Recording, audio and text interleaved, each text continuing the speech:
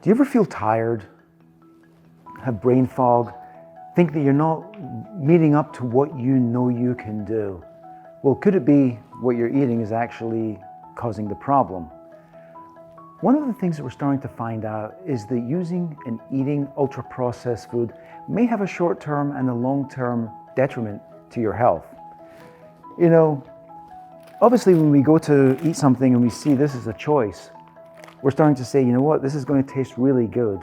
And we've all been there. So ultra-processed foods, particularly those high in refined sugars and unhealthy fats, such as saturated and trans fats, they can cause dopamine spikes. And that leads to temporary pleasure, but then afterwards we have this crash that follows, and that causes irritability, anxiety, and even mood swings. So when you eat ultra-processed foods, it has an effect on two parts of the brain specifically, the hippocampus and the hypothalamus. The hippocampus receives its signals from the gut, and that's when we have that feeling of wellness and fullness. So eating ultra-processed foods can stimulate areas in the hippocampus that can actually damage the neurons in the hippocampus and lead us to overeating. So the hypothalamus controls body weight. Ultra-processed foods, especially ones with a high fat content, can lead to brain inflammation. Now, this is very important because that means that we're getting an inflammatory process, or a process occurring in the brain where the brain is not totally happy with what's going on in the environment. That can affect your metabolism, lead to a feeling of being sluggish, tired, even irritable.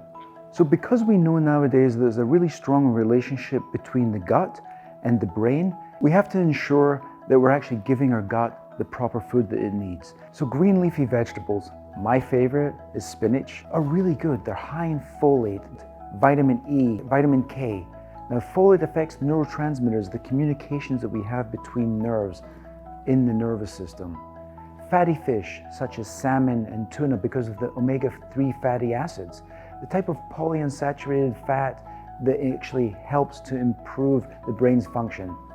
Flax seeds and walnuts are also high in polyunsaturated fats that can help with brain function. Avocados, nuts, olive oil, all these things also help because they are healthy fats. They're actually good for your body and good for the brain health. Lastly, berries. One of my favorite, which is raspberries, is something that you should have all the time in your pantry because this is your go-to snack when you're hungry and you want a quick snack to make you feel good. These are healthy.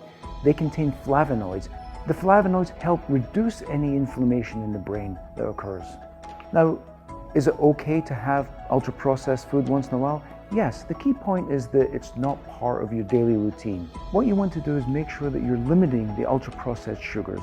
You're limiting the amounts of ingredients. When you actually go to the supermarket and look at something, you're actually reading the labels and seeing what's in there. And obviously when there's increased amount of ingredients and many of the words you can't even pronounce, you might want to say, let me put that back and actually choose something different and make the healthy choices.